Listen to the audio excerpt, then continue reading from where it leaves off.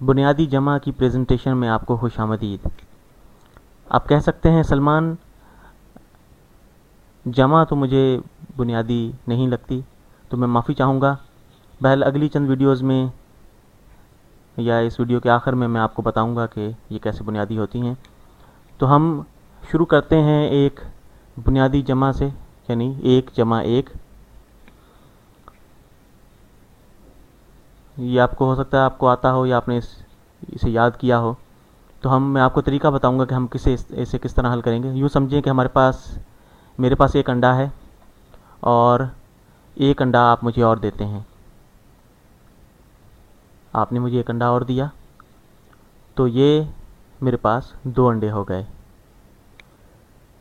तो 1 जमा 1 बराबर है 2 के।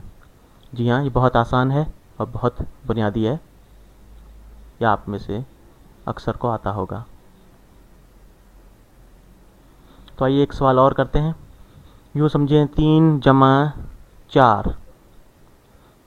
3 जमा 4 कितने के बराबर होगा?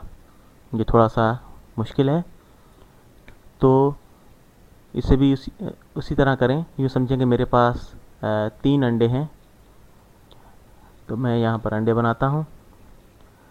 1 2 3। ये 3 अंडे मेरे पास हैं और आप मुझे 4 अंडे और देते हैं। तो मैं इसे पीले रंग से लिखता हूँ। ये 4 पीले रंग से जो मैंने लिखा है, ये आपने मुझे दिए। 1 2 3 4। ये 4 अंडे मुझे और मिले। तो अब कुल कितने अंडे हो गए? अब इन्हें हम गिनते हैं। 1 2 3 4 5 6 7। मेरे पास कुल 7 अंडे हो गए। तो 3 जमा 4 बराबर है 7 के। जी हाँ, बहुत आसान है ये। इसे अब हम नंबर लाइन की मदद से हल करने की कोशिश करते हैं। यूँ समझें ये एक लाइन बनाई मैंने और इस पर मैं नंबर डालूँगा।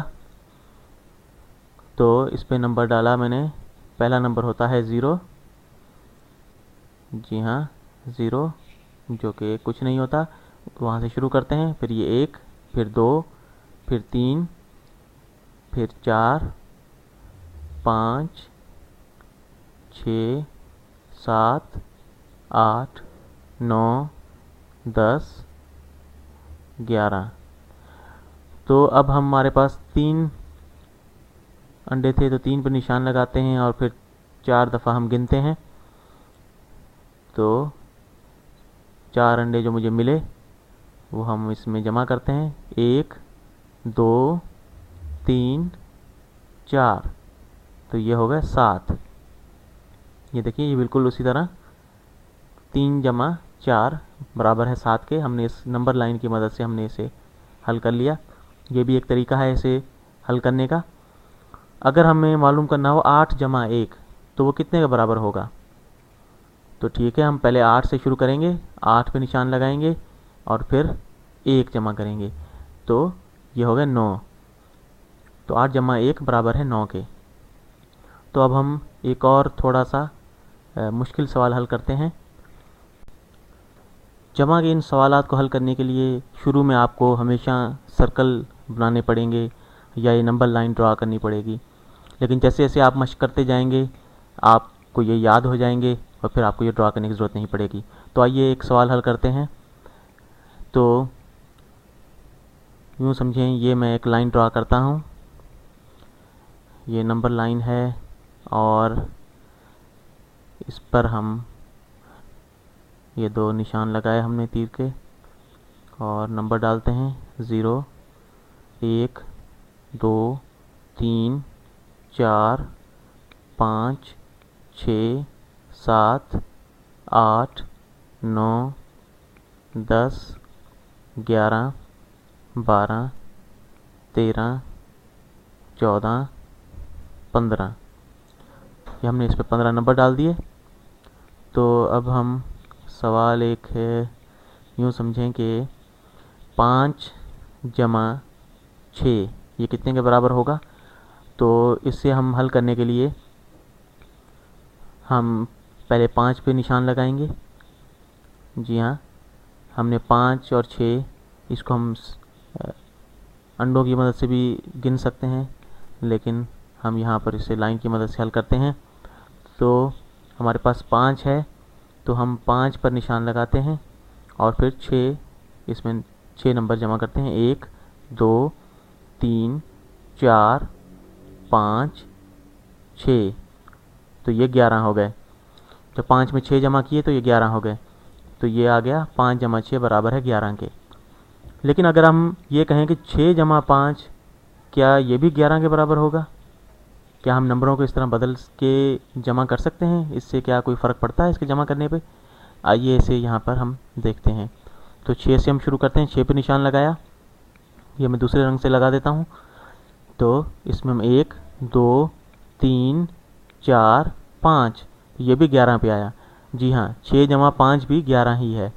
तो अगर हम इन नंबरों को जमा के बदल दें, आगे पीछे तरतीब बदल दें, तब भी इनका जवाब एक ही आता है। तो ये भी 6 जमा 5 भी 11 के बराबर है और 5 जमा 6 भी 11 के बराबर है। तो ये दोनों तरीक़ों से अगर लिखें तो ये 11 के बराबर ही होता है। ठीक है, इसे इस तरह करें। यूँ समझिए कि अगर मेरे पास 5 अंडे थे और 6 आपने दिए तो 11 हो गए, या मेरे पास 6 थे तो 5 दिए तो 11 हो गए।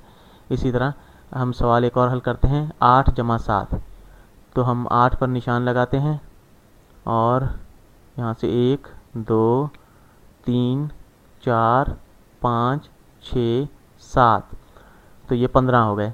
तो 8 जमा 7 ये बराबर होता है 15 के। बिल्कुल सही। उम्मीद है आपको समझ में आया होगा। तो बुनियादी जमा के सवाल को आप इसी तरह हल कर सकते हैं। आप इन्हें सर्कल की मदद से जमा कर सकते हैं और या इस नंबर लाइन की मदद से आप इन्हें हल कर सकते हैं। आहिस्ते आहिस्ते आप इन्हें याद कर लेंगे और फिर आपको सर्कल और ये नंबर लाइन की ज़रूरत नहीं पड़ेगी। तो मैं ये कह रहा हूँ कि अगर आप इसकी मशक करते रहें तो आपको ये जहन नशीन हो जाएंगे। और अगर आप इसको यूँ समझेंगे, आज से 3 साल के बाद अगर आप दोबारा यही वीडियो देखेंगे तो आप कहेंगे कि ये तो बहुत बुनियादी है और ये बहुत आसान है और हमें उस वक्त इतनी जल्दी समझ में नहीं आया, क्योंकि फिर आप इसको बहुत तेज़ी के साथ सीखने लगेंगे। तो उम्मीद है ये आपको समझ में आया होगा और इसकी मशक करते रहें। और मैं आपसे इजाज़त चाहूँगा और मज़ा करते रहें।